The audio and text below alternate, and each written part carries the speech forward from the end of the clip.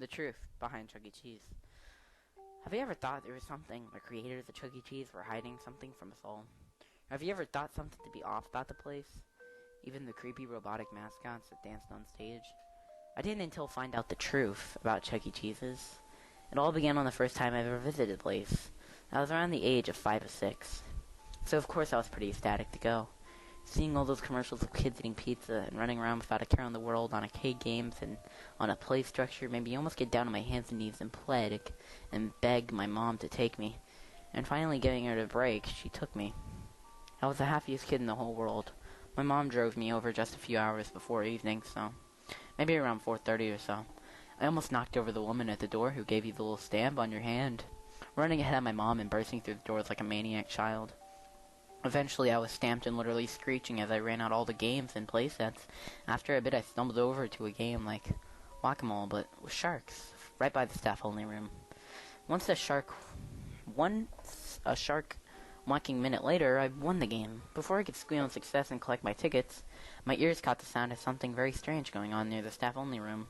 I could hear something say, "Test number 15 on mutated rat results and angry behavior, such as throwing desk and scientist at wall."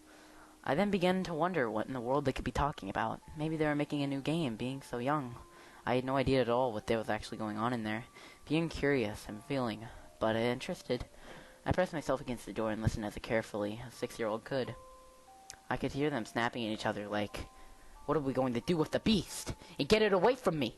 A mumbled Chuck, "Pour over," whatever it was in there, and replied with a louder, "We can't just kill that thing! It's a beast version of our own mascot!" The talking stopped.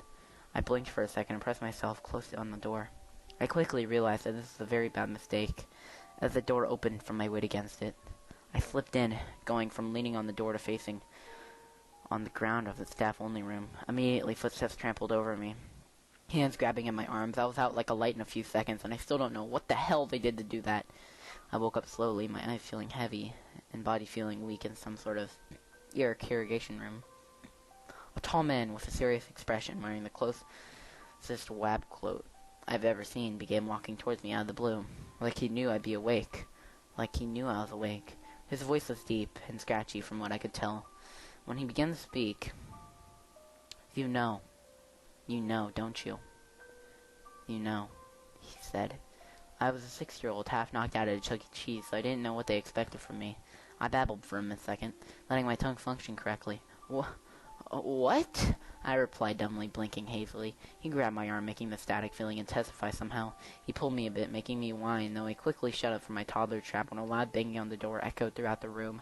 Naturally, me being so young and clueless, I screamed, thrashing around. The man let go of me, snapping at me to shut my mouth. Forgetting about almost everything, I thrashed around some more, slipping out of my chair. I kicked my legs, going into the corner of the room. I screamed again, banging my foot against something, making a loud metal clang against my foot. I twisted around and whined down at an air vent. I kicked at it again, out of scared hot anger, with another loud scream and clang. The metal front popped off, and again letting out a shriek when I heard the man stomping towards me. Out of the noise of clawing metal and banging, I scooted inside, spitting at him. I was scared half to death. I mean, what was I doing here? Where was my mom? He slapped at me for a moment, but quickly pulled his hand back. There was another loud bang, and the man stepped back, using my tiny little hands, and grabbed the air vent door and pulled it back, pressing it on the door. Just in time, a piercing hiss was followed by a shout from a stranger, and the loudest bang on the door. I crawled back, scooting back into the vent. I had to leave. Even being so young, I knew I was in trouble. I hastily turned around with a bit of struggle, slowly crawling down the vent. A loud manly scream echoed through the vent, being followed by more. There was an unction with the sound of crackling and tearing, which I know now was flesh and bone from the stranger.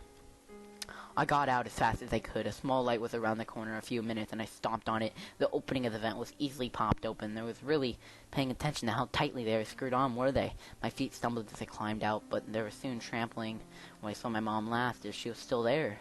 With a worried expression on her face, I ran up to her, hugging her tight. My eyes were now gazed with wet, hot tears. I wanted to go home. I just wanted to go home. I want to go home, I whined and complained. My mother gave me a strange look, but put a finger on my cheek. "You must be tired, sweetheart," she cooed, picking me up. I clenched my small fist, holding tightly onto her shirt.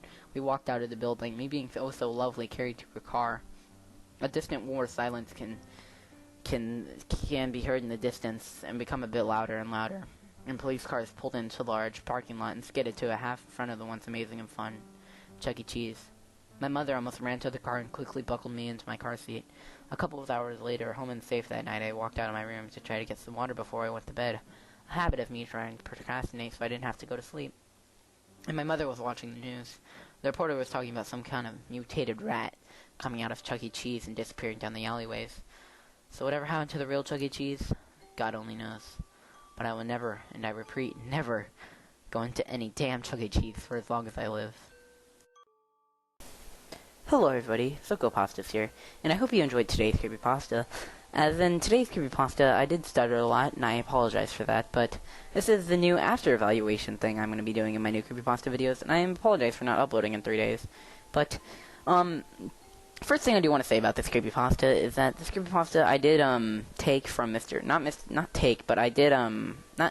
necessarily copy, but I did, do another viral creepypasta. I didn't do another one of these, but I just wanted to do this one just for the viral of it, and I really do like the Chuck E. Cheese creepypastas, and I probably will be doing more in the future as such in a series-like, and, I did stutter a lot in this creepypasta, and I don't really know why. This is the 4th take I did, and I was just kind of getting tired of it and just accepted it and took this one. And as you guys know, I take these images from Google that lets you use these images for free.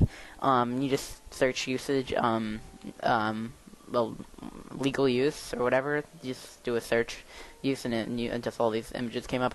So I used those images. I was gonna originally do GIFs, but I don't think my editor does GIFs. So I mean, you know, I'm sorry for the less quality. I mean, I do realize my last creepypasta only have one image, and I'm really not sure if I'm gonna do multiple images or one image or just one GIF or a whole video. It's just like I'm really not sure yet. But if you guys like this creepypasta, I am sorry for the stuttering. And this is the new after evaluation thing I'm gonna be doing, and I hope you guys enjoyed. And make sure to click the like button. And thank you for all the support recently. And